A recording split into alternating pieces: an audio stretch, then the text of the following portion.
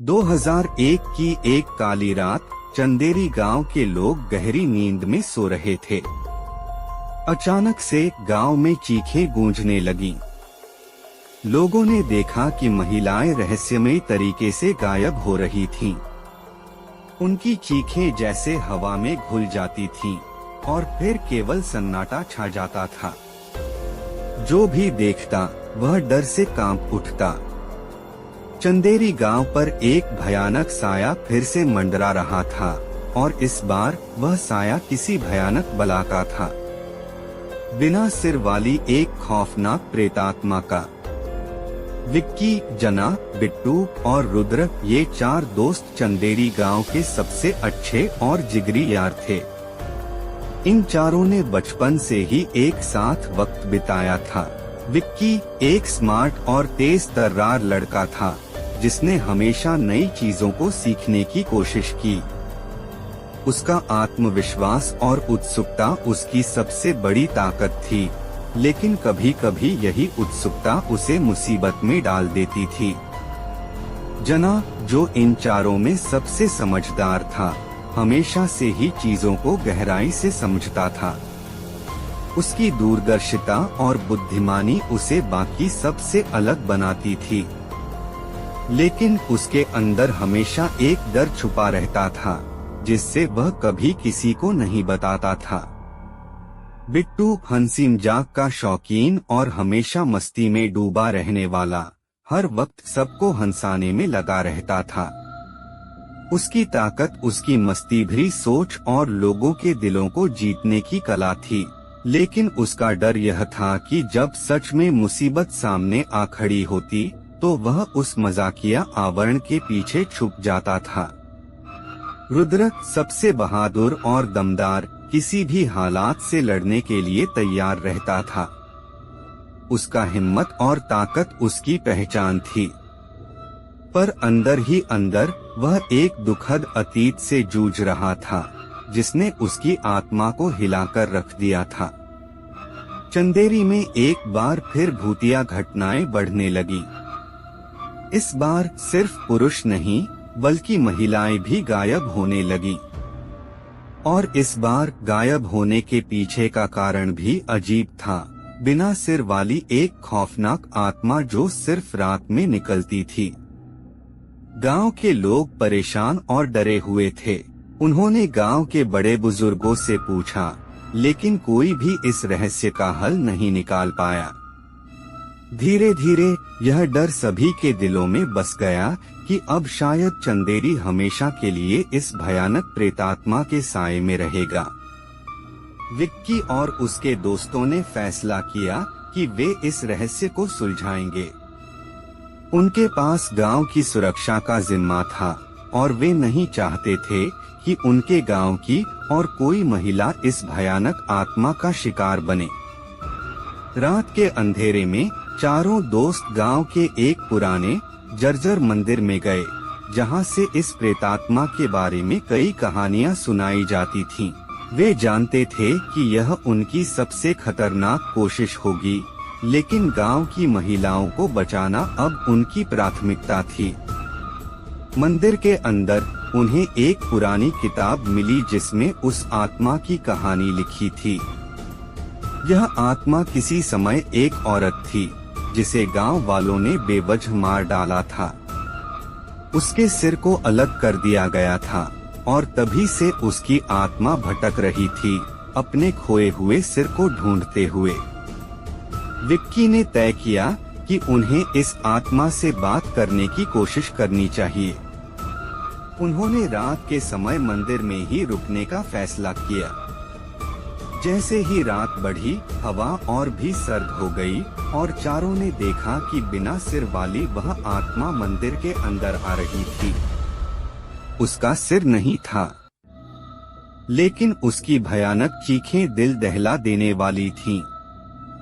विक्की ने अपने आत्मविश्वास के साथ आगे बढ़कर उस आत्मा से बात करने की कोशिश की, लेकिन उसकी आवाज की गूंज ने उसे चुप करा दिया। यह उसके आत्मविश्वास की कड़ी परीक्षा थी।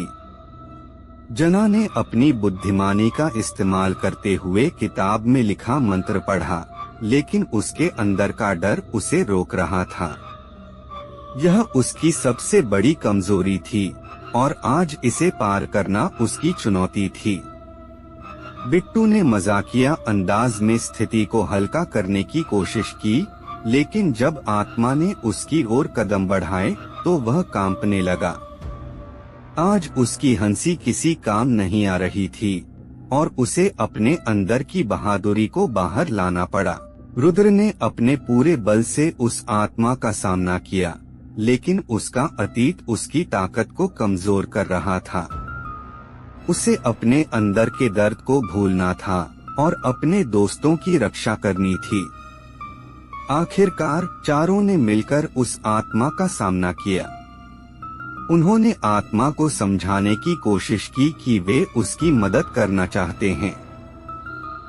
आत्मा की चीखें धीरे धीरे शांत हो गईं और वह वहां से चली गई। गांव में धीरे धीरे सब कुछ सामान्य हो गया। गायब होने की घटनाएं रुक गईं और लोगों ने राहत की सांस ली। लेकिन विक्की और उसके दोस्तों के दिल में एक सवाल रह गया, क्या वह आत्मा वास्तव में शांत हो गई थी या वह कहीं और किसी और रूप में वापस आएगी? रातें बीतती रहीं। एक रात जब पूरा गांव गहरी नींद में सो रहा था, विक्की को एक अजीब सपना आया। उसने देखा कि वह उसी पुराने मंदिर में खड़ा है और वह प्रेतात्मा उसे पुकार रही है। उसकी चीखें फिर से उसके कानों में गूंजने लगी। वह जाग गया, पसीने में तर और दिल जोर से धड़क रहा था। सुबह होते ही विक्की ने अपने दोस्तों जना, बिट्टू और रुद्र को यह सपना बताया। सभी ने इसे गंभीरता से लिया, क्योंकि वे जानते थे कि चंदेरी के रहस्यों को हल्के में नहीं लिया जा सकता। चारों ने फिर से उस पुराने मंदिर का रुख किया। इस बार वे अधिक सतर्क थे और पूरी तैयारी के साथ गए थे। मंदिर में पहुंचते ही उन्होंने महसूस किया कि वहां का माहौल पहले से ज्यादा सर्द और भयानक हो चुका है। मंदिर के अंदर फिर से वही पुरानी किताब रखी थी, लेकिन इस बार उसमें कुछ नए पन्ने जुड़ गए थे। उन पन्नों में लिखा था कि उस प्रेतात्मा को शांति तभी मिलेगी जब वह अपने सिर को वापस पालेगी। लेकिन समस्या यह थी कि वह सिर कहाँ है, इसका कोई अंदाजा नहीं था। किताब में यह भी लिखा था कि यदि प्रेतात्मा को उसका सिर वापस नहीं मिला तो वह और ज्यादा भयानक रूप ले लेगी और पूरे गांव को तबाह कर देगी।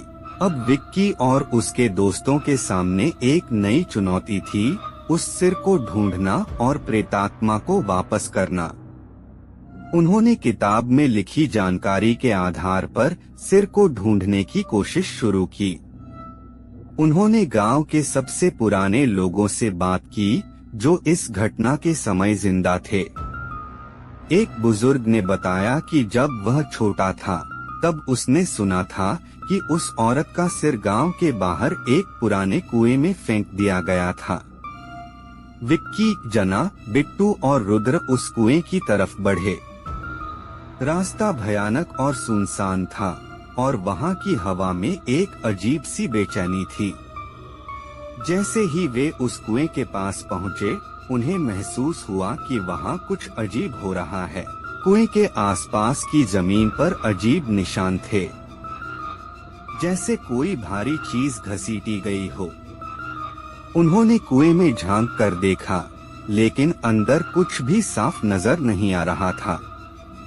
रुद्र ने हिम्मत करके एक रस्सी के सहारे कुएं में उतरने का फैसला किया।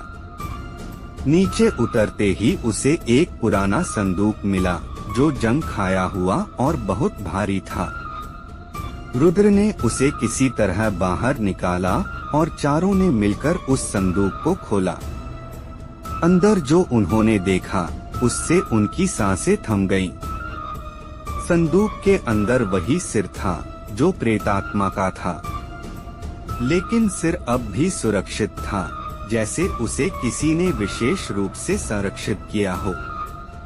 जैसे ही उन्होंने सिर को बाहर निकाला, अचानक से चारों के आसपास हवा और तेज हो गई। वे समझ गए कि प्रेतात्मा अब उनके आसपास है। मंदिर में लौटते ही वे उसी जगह पहुँचे जहाँ किताब मिली थी। उन्होंने सिर को वहीं रखा और मंत्र पढ़ना शुरू किया। अचानक से हवा थम गई और वह प्रेतात्मा उनके सामने प्रकट हो गई।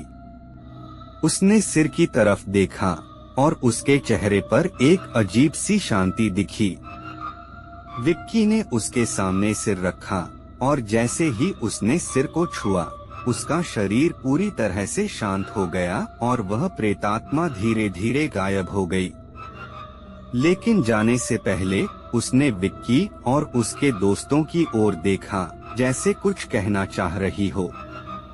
उस प्रेतात्मा के जाने के बाद मंदिर में सब कुछ सामान्य हो गया, लेकिन विक्की, जना, बिट्टू और रुद्र के मन में फिर से एक सवाल उठने लगा, क्या यह सच में अंत था या यह कहानी का सिर्फ एक अध्याय था?